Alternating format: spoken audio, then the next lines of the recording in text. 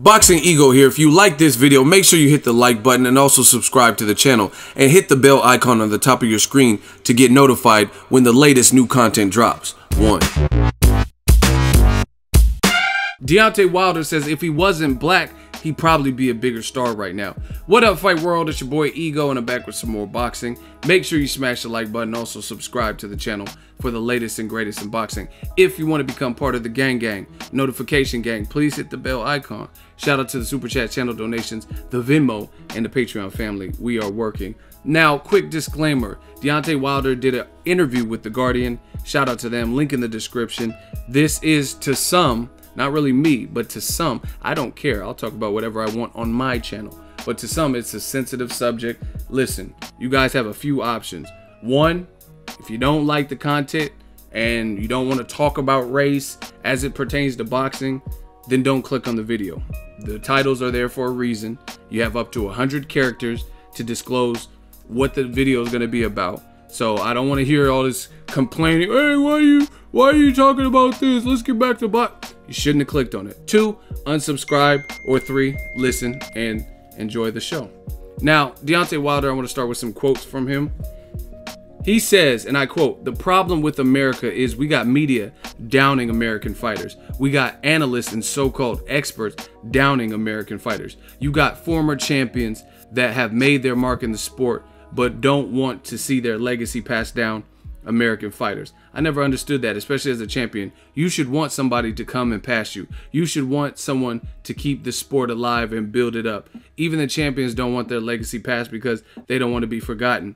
But if you did it the first time, you'll never be forgotten. Casual fans come into boxing and listen to the so-called experts downing our fighters but praise the foreigners. We adopt the foreigners but down our own. That's a huge problem. In other countries, they praise their fighters. A lot of people don't want to pull the race card, but let's be real. I'm a realist. I'm a woke realist. I'm not brainwashed at all. I see what's going on. If I was every other ethnicity, any type of person that's not a black man, it would be different. If I was any other color but black, it would be different. Now, that's what has a lot of people up in arms. Some people agree, some people disagree. Listen, new media, we are here. This is the gang. Shout out to Ego Army. Hold it down. Ego Mafia. We are the mob. Money on top of boxing. You already know. And don't make me do an Ego Valley video. I started to do this at Ego Valley because this is what happens with old media. I'm gonna tell you right now. The old media and its fans and the predecessors before new media came along, what they want to do is hear these quarrels from Deontay Wilder and tell you everything about what he's saying is wrong. However, they do not want to prove him wrong. They do not want to show with tangible proof and great examples of how he is wrong. They'll say, "Oh yeah, Wilder, you're such a victim. Oh yeah, Wilder. Oh, why is Anthony Joshua popular? He's black." And they want to throw out all this bullshit. So I'm going to do my best and try to explain it. First of all, this is what they do. Anthony Joshua, he's black and he's a big star. But guess what? He doesn't live and he's never fought in the United States of America. So he is not from America, right? Nobody is talking, when Wilder is saying this, he is referring to American fighters being down by American writers, American sports networks and outlets. He's not talking about the UK. So you could take Lennox Lewis, you could take Anthony Joshua, you could take Anthony Yard and toss that all out the window. Because I used to live in the UK. The UK is great. They don't have the same issues that we have in America. That's a fact. You know what I'm saying? I'm not saying that racism doesn't occur, because I know it does. Because when I lived in England, they had skinheads and stuff like that. So race, they do have race relations and issues, but it's not the same as America. Plus, America is vastly larger than the UK as a whole. You know what I mean? A couple big states, California, Texas, you put those together in New York or something, it's probably bigger than the UK. You know what I mean? Go look at the population count. So stop using examples like that. But that's what old media wants. They don't want to, again, they're not telling you what's wrong with what he's saying, and they're not disproving it. And this is the other thing. Most of old media, from what I've seen, don't look like Deontay Wilder, right? And I'm not saying that you have to look like him, because we all come from different walks of life, different races, creeds, and backgrounds. But it's easy to sweep something under the rug if you don't ever have to experience it. If you have blue eyes and blonde hair and you've never been pulled over by a racist cop, you never had a popular YouTube channel, you never had a popular social media where you're getting called monkeys and all types of shit, then you wouldn't even be able to relate. And those are the same motherfuckers who open their mouth the largest about what doesn't happen and, oh yeah, this guy's just pulling the race card. You wouldn't know anyway, because it's not happening to you. And if it is, it's not happening on the same level as other people, right? I'm gonna tell you some more old media tactics. They're gonna say, what about Muhammad Ali, Floyd Mayweather, Mike Tyson? They were big stars. But guess what? Everybody you just named was hated. Mike Tyson, they said he was a lunatic, right? Go listen. I mean, he damn near was. Listen to his old, I'm gonna fuck you in front of everybody. I eat your kids. I'm hungry. I don't like, come say it to my face, you punk ass white boy. Like, you know what I'm saying? So Mike Tyson, you guys are acting, everybody knows who Tyson was, but a lot of it was kind of like Tupac. A lot of Tyson's fame came from negativity. You know what I'm saying? Robin Givens, divorce and domestic violence, and Barbara Walters, and cutting interviews. We can end it right here. Fine, we could. Asshole, you know what I'm saying? Like these rants and calling them like misogynistic and the rape case. You know what I'm saying? So it's not like Tyson was this American Idol, right? Muhammad Ali, same thing. Go back to the tapes. Muhammad Ali was on tape saying, I'm not going to the Vietnam War. He said, they ain't never called me a nigga. Why I want to kill women and kids? You know what I'm saying? They hated him. People were saying he was a coward. He was ducking the war. He was unpatriotic. He had a motor mouth, a loud mouth. You know what I mean? And he was getting at white counterparts like Howard Cosell. Like, Howard Cosell, he's old and ugly. You know what I'm saying? So, Muhammad Ali. And then we don't even have to speak about Floyd. We all know people openly admit to paying to want to see Floyd Mayweather lose, right?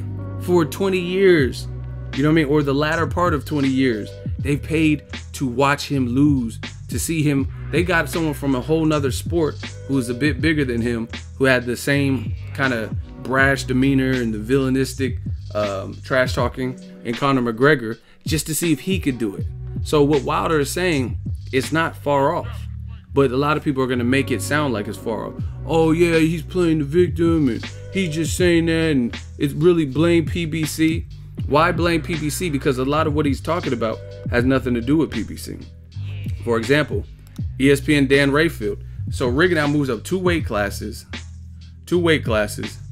and he gets beat up by Lomachenko. ESPN, one of the largest known sports broadcasting, even if you don't follow boxing, you've heard of ESPN, you know what I mean, if you just like sports. And they're saying, oh, Lomachenko, he can possibly give Floyd hell, maybe even beat him, right? Terrence Crawford has had great performances. Where is the adulation for Terrence Crawford? Like, man, the Crawford that just showed up would whoop Manny Pacquiao, because if you've seen how easily he dismantled Julius Ndongo, Victor Posto, but you don't see the same thing. These are just one out of many examples of American fighters, namely African American fighters, not getting the same level of push, exposure, and praise from some of these big boxes, right?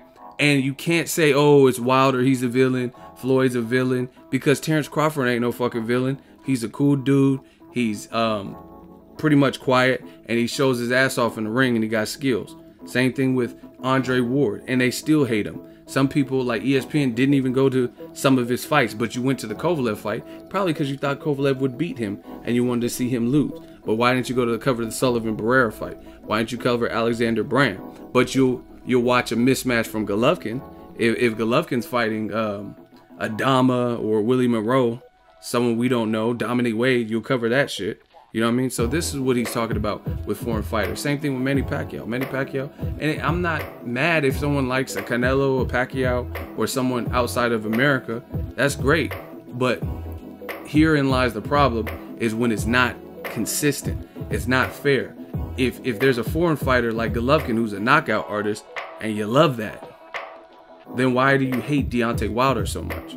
You know what I mean? And oh, it's because listen to the excuses they say. It's Wilder, he's bum squad. Look at his resume. Look at Triple G's resume up until probably about Kell Brook. It wasn't the best resume we've ever seen. Canelo got a better resume than Golovkin, right? You know what I'm saying? And to me, I've always said this, Wilder got more crippling knockouts than Triple G. Triple G, he's clearly strong, clearly hurts guys, but Canelo moving up didn't get knocked out. Danny Jacobs, who's been knocked out, didn't get knocked out. Imagine someone moving up from cruiserweight or an undersized heavyweight fighting Deontay Wilder. They'll probably get stretched because he's stretching guys 250 plus, 260. You know what I'm saying? So it's not about no one wants non-American fighters to get praised, because there's some of my favorite fighters are from Mexico, for example, like the Eric Morales, Salvador Sanchez. So it's not about that. It's when you credit foreign fighters and you do everything you can to boost them, talk them in a good light, but then a person like Deontay Wilder, Jermell and Jamal Charlo, and different Terrence Crawfords and all Errol Spence, they're doing things that some of these guys, some of the foreign fighters aren't even doing. Like you look at Pacquiao's last couple of fights. You know what I mean? Chris Algieri coming off of a narrow win versus Ruslan Provodnikov, making him come up in weight. Brandon Rios coming off a loss, moving up 7 pounds and having the style that fits perfectly with Pacquiao, right? He fought Bradley more times than people really even wanted to see. Floyd Mayweather, obviously that's a challenge because he's considered the greatest of this era. Jesse Vargas, you know what I mean, who's a career 140 pounder, lost to a guy Pacquiao beat arguably 3 times, Timothy Bradley. You know what I'm saying? And then Jeff Horn. Meanwhile, Crawford cleared out a division, and now he's moving up and trying to fight the Jeff Horn that just beat Pacquiao. So a rugged power puncher in a new division. Things like that. You know what I'm saying? You guys got to look at it. And I could do this all day with different people. And once again, old media, they're just going to complain that Wilder's bringing it up, but they're not going to give you great examples of how he's wrong. You know what I'm saying? and that's what I find funny about this whole equation. You know what I mean? And the thing is, like I said, you can damn near do studies and understand what he's talking about. And I'll probably make a continual, like a second video to this subject because it's very interesting. I mean, even myself, I don't duck or dodge. I'll be a martyr if that's what it takes. What I believe in, I'll stand up for that. You know what I mean? And if I see something, I'm not gonna tuck my tail and bat my eyelashes and turn the other cheek like I don't see the shit. I see what Deontay Wilder is talking about. You know what I mean? He definitely probably could be a bigger star. Like I said, look at it. Triple G is a guy who came here and his English wasn't even the greatest. His English wasn't even as decipherable when he first got here, right? He's improved it, but Triple G, he could fight, but he has lapses too. You know what I mean? Like to me, his defense is not that great. I don't really see that much head movement and stuff like that. For a while, his resume was, up until his last 3 fights, his resume wasn't stellar, some knockout resume. You know what I mean? Where it's just like, whoa, he got a Cotto deep resume. Pacquiao, Mayweather, Canelo resume. You know, I didn't see that. Yet, he got a lot of praise. And it's not like he's just doing something. He's very chill in the interviews. Sometimes he doesn't even understand the questions. And he tries his best to answer it. Meanwhile, you have Wilder who's knocking people out. He's not the most finesse person, Pernell Whitaker or something, but he's getting these horrific highlight reel knockouts, and he's definitely charismatic. He speaks English, everyone understands, and people still call him a ducker, even though knowing the whole pedigree, knowing the guys that had opportunities that squandered them, failing drug tests and stuff like that. So Wilder definitely, to me, has a point, and I'll probably do a live stream because that's the best way to deal with old media, because you'll be able to see in the hot seat who gets crucified, trying to like come up with these horrible talking points and analogies. Yeah, but Floyd was a big star. Floyd was a big star because people hated him and he played the villain so well, and he was skilled, so he kept winning. So he does have fans, but he also had a lot of people up against him. Even to this day, I'm still seeing Floyd needs to go to the octagon, and he needs to prove himself, fight Golovkin. But Golovkin didn't have to move up and fight Andre Ward, right? You mentioned Lomachenko fighting Terrence Crawford, they'll look at you like you slapped their mom. You mentioned him moving up to fight Mikey Garcia, a guy he called out. Even Crawford he called out. He said, I would ultimately like to fight Crawford, right? You mentioned a guy like Mikey Garcia getting the fight at 35. Oh, you just want to see Lomachenko move up. But a guy like Gervonta Tank Davis, who him and his team haven't looked like they've really responded to Lomachenko, they're going to keep pushing that envelope.